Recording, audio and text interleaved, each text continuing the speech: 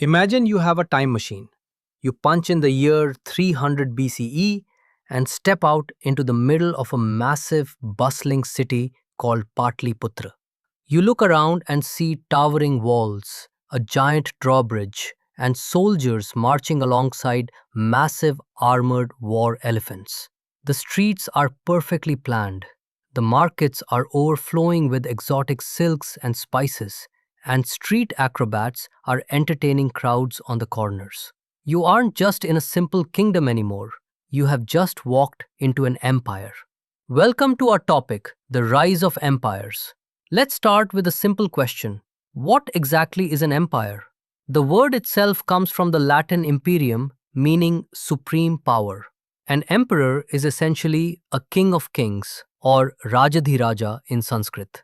Instead of ruling just one small piece of land, an emperor controls a massive territory, forcing smaller local kings to act as tributaries, meaning they have to regularly send money, grain, and gold just to prove their loyalty. But how does a small kingdom actually grow into a massive empire? It all starts with winning the geographic lottery. Take Magadha, located in modern-day Bihar. Between the 6th and 4th centuries BCE, Magadha had it all. They had the incredibly fertile Ganga plains for endless food. They had thick forests to capture wild elephants for their army. And most importantly, they had massive hills full of iron ore. Iron meant stronger plows for farming and far deadlier weapons for war. This wealth allowed the Nanda dynasty to build a terrifyingly massive army. In fact, their army was so legendary that when the famous Greek king Alexander the Great invaded northwest India around 327 BCE, his own troops, who had just conquered half the known world, were completely exhausted and absolutely refused to march any further east to face the Nandas. Alexander had to turn back. But the last Nanda emperor was a cruel man, hated by his people. This sets the stage for our next two heroes. At the famous Takshashila University, a brilliant teacher named Kautilya, also known as Chanakya, was deeply insulted and thrown out of the Nanda court. Furious, he vowed to destroy them. He teamed up with a young, ambitious warrior named Chandragupta Maurya. Together, they overthrew the Nandas, kicked out the remaining Greek governors, and founded the legendary Maurya Empire. Now, Kautilya wasn't just a military strategist. He wrote the ultimate rulebook on how to run a country. It was called the Arthashastra. He believed a kingdom was like a machine with 7 essential parts called the Saptanga: a king, councillors, the land and people, fortified cities, a full treasury, a strong army, and loyal allies.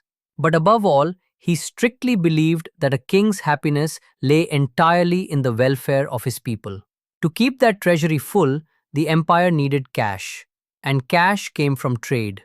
The Mauryans protected massive trade routes, and businesses were run by guilds called shrenis.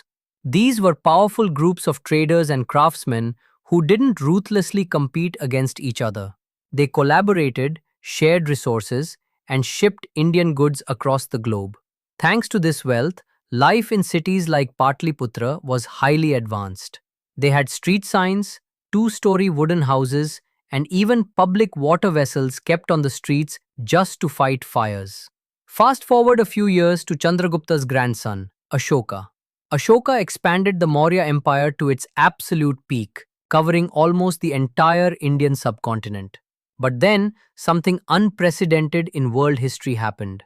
During the massive Battle of Kalinga, Ashoka witnessed sheer, horrific destruction. Watching the endless loss of life completely broke him.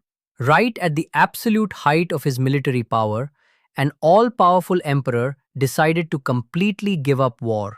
He embraced the peaceful teachings of Buddhism. Instead of conquering with swords, Ashoka tried to conquer hearts. He planted trees along roadsides, built hospitals for both humans and animals, and carved his new laws of dharma, moral duties and kindness, onto massive stone pillars across the country. He also built massive dome-shaped stone structures called stupas for meditation and worship, like the world-famous one at Sanchi. But here is the hard truth about empires: they are incredibly fragile. When you have a massive territory stretched that far, it takes a uniquely brilliant leader to hold it together. When strong rulers like Chandragupta or Ashoka die, weaker successors struggle to maintain control. Distant local kings realize the central power is weakening and stop paying tribute. Long wars or droughts drain the treasury, taxes get too heavy, and slowly the giant unbreakable machine falls apart. And that is the story of India's early empires. From the iron rich hills of Magad to the brilliant strategies of Chanakya to the peaceful stone pillars of Ashoka. They didn't just build massive kingdoms, they built a highly advanced system of trade, art, and administration that laid the very foundation of Indian civilization.